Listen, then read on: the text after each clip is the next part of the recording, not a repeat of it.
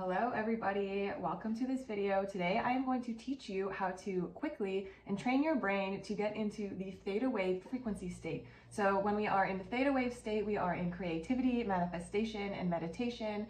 Normally this state is accessed by a deep state of meditation or flow, but keep watching and I will tell you how to get there quickly. If you are new to my page, welcome to my world. My name is Dr. Kayla Clark. I am a naturopathic doctor and intuitive empath, and I am hugely passionate about bridging the gap between the mind and the body, the science and the soul, the modern and the ancient, and helping empaths and highly sensitive leaders recalibrate their health and nervous system to our modern world.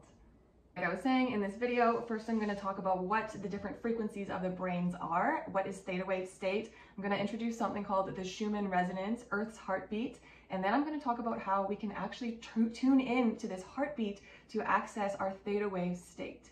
So first of all, did you know that our brains run on frequency? Everything runs on frequency. I'm a huge quantum physics nerd, but I won't go too much into it here, do not worry.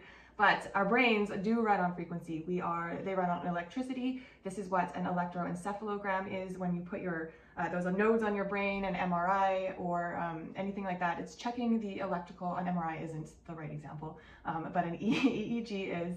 It's basically checking the electrical activity in your brain. When you have a seizure, this is basically the electrical activity going off and not being in sync, causing like just mass chaos everywhere. That is what a seizure is. So normally, our brain functions just like everything else in a system of waves, ebbs and flows, frequencies. This is how we understand modern physics. So when I'm saying that, you may have heard the terms like beta, delta, gamma, theta.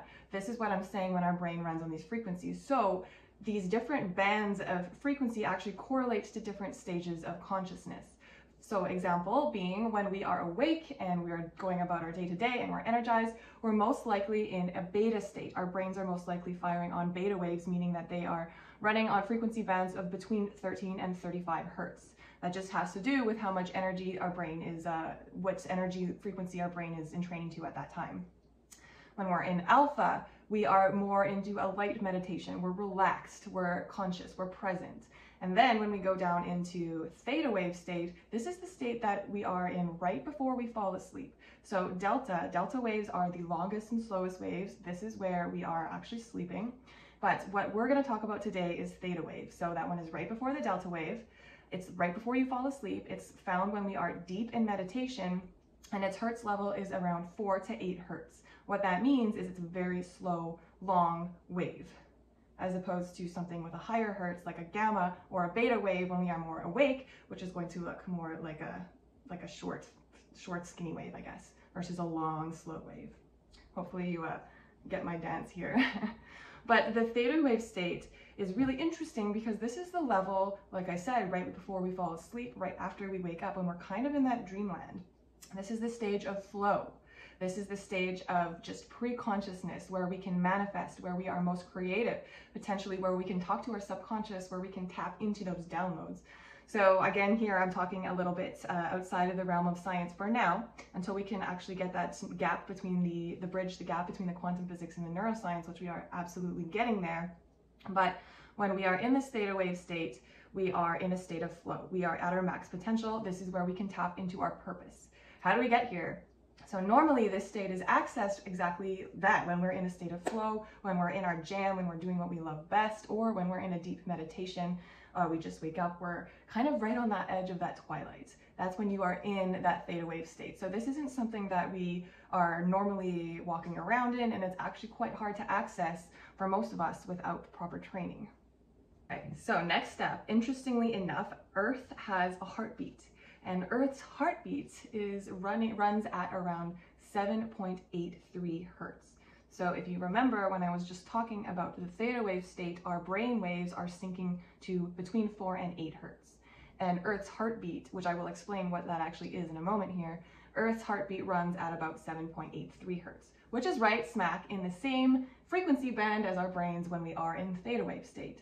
So you can maybe start to bridge the gap between what I'm trying to say here is that when we are in theta wave, we are directly entrained to Earth's electromagnetic frequencies.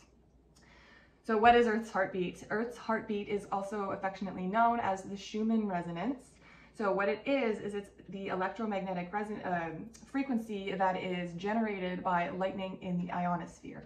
So I am not a geologist by any means, but I do love nature. And so the electricity and thunder and lightning that we have on our planet, in our skies, generate electricity. So this leads to a low amplitude, low frequency wave that Earth is emitting, and this does change. So when I say it runs at 7.83, it's actually has a trend to, it's increasing. I won't talk about that here, but 7.83 is traditionally what the Schumann resonance is.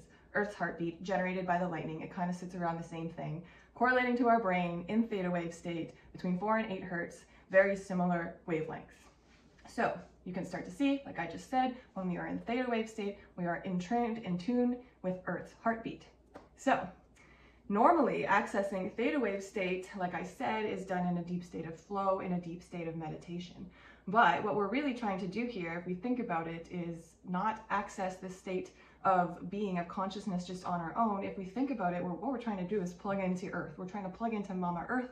We're trying to get in her zone, tap into her energy, get into her frequency, because then our nervous systems are actually working in peak potential. Really interesting how this evolved, if you think about it. Also really not, because our brains evolved in Earth, and we are just starting to understand the importance of the frequencies and the waves and the energies around us. But this is a direct correlation between nature, our biology, and our state of consciousness.